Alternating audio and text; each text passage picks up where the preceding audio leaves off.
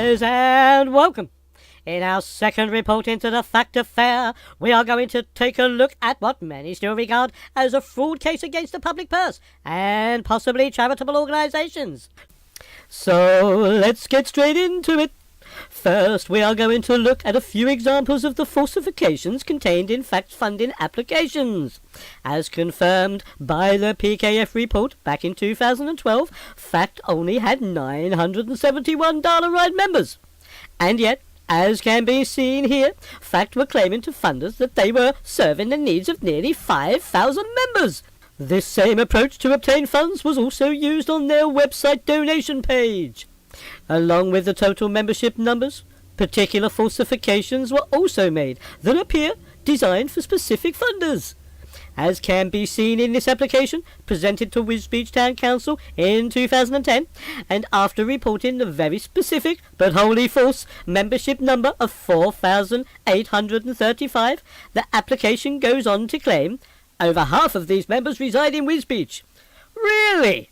The PKF report now declares in 2016, and after several years of expansion, FACT had only 152 Wisbech members, which would account for less than 10% of the real dial-a-ride membership numbers.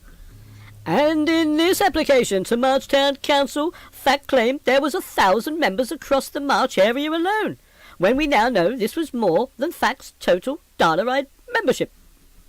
And how about this? As demonstrated in this application for £4,000 per annum from the Maney Parish Council. Non-existent demand seems to have been used in attempts to secure funding.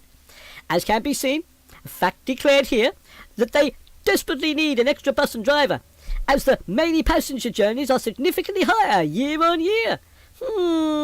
Not only do PKF confirm no significant increase existed, but also, when breaking down FACT's own declared quarterly ridership figures, demonstrates a demand of less than a single passenger per 16-seat bus.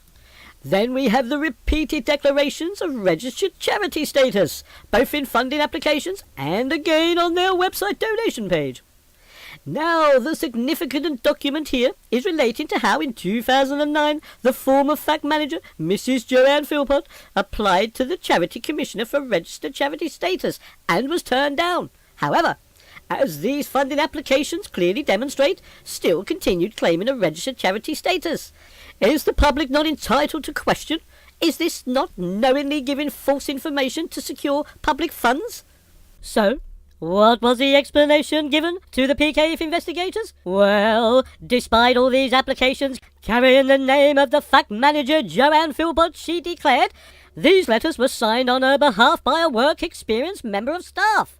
However, as can be seen, the PKF report confirms there is no PP to indicate the reader that it has been signed by someone else other than the FHE manager. Furthermore, the Taxi Association supplied documents to the Audit Committee that, without further investigation, appears to discredit the FHE manager's explanations. They certainly appear to demonstrate she was herself guilty of these types of false statements and misleading embellishment of figures. So, let's look at the statements given to the press when this campaign first started back in 2012. In this example, Mrs. Philpott claimed FACT had over 2,000 members, which we now know to be false. But worse, in what appears a distasteful attempt to discredit the taxi drivers and their campaign, the then FACT manager refers to the isolated village of Christchurch to declare, "So the FACT dollar ride is vital, going there 3 times a day. The service is always nearly full." Really? Once again, using FACT's own declared quarterly ridership figures for Christchurch, it demonstrates only 14 passengers were carried, which, when broken down to a daily number, and you consider the service runs 3 times a day, gives a figure of just 0.2 passengers per 16-seat bus. And yet, Mrs. Philpott declared the Christchurch service was nearly always full. Also attributed to a junior member of staff was the false instrument used to assist in a funding application made to the Fenland District Council for yet another minibus.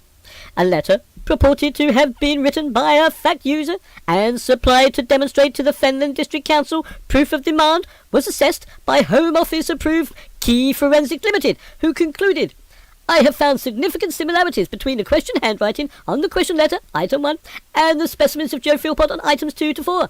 In my opinion, these similarities provide strong evidence that Joanne Philpott wrote out the question letter. Not only does this appear to conflict with claims the author was a junior member of staff, but also, when we examine what key forensic categorized as the specimens of Joanne Philpott, we find the handwritten declarations to both fact being a registered charity and having 5,000 members. These handwritten statements, along with many others, were accompanied by the signature of Mrs. Jo Philpott. Again, no PP was shown. In the County Council audit meeting, the fact manager declared these are years old. Unfortunately, the truth is, these fraudulent applications only stopped due to the taxi drivers exposing the evidence. Or did they? You see, in 2014, Fact and Hacked attempted to receive 3 minibuses from the Department for Transport worth over £150,000 of public funding. However, when the fact manager was informed by the Department for Transport that a request had been made to see these applications, not only did she respond with a desire to prevent the public viewing her funding submission, but it came within 60 seconds of the Department for Transport contacting her. So was there something Mrs. Philpott didn't want the world to see? Well, she had clearly stated both Fact and Hacked fell beneath the £160,000 threshold for state aid.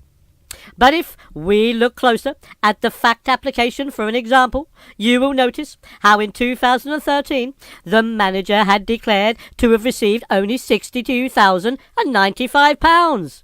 Really? Are we now supposed to believe Mrs. Philpott had simply forgotten that in 2013 the Cambridgeshire County Council had given her over £200,000 to set up Hacked and buy its entire fleet? The Department for Transport were given evidence that both Fact and Hacked had individually received over £300,000 in state aid.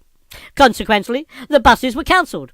And as for the excuses given for this, well, many feel they're about as creditable as those given for the rest of the falsifications we've examined in this report. So finally, what does all this really mean? Let's look at the bigger picture.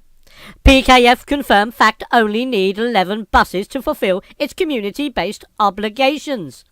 They also confirmed that at the beginning of 2012, Fact already had 21 vehicles, and by the end of 2016, this fleet had been expanded to 46, 35 in excess of its needs. But of real concern is when PKF shows how these assets were funded.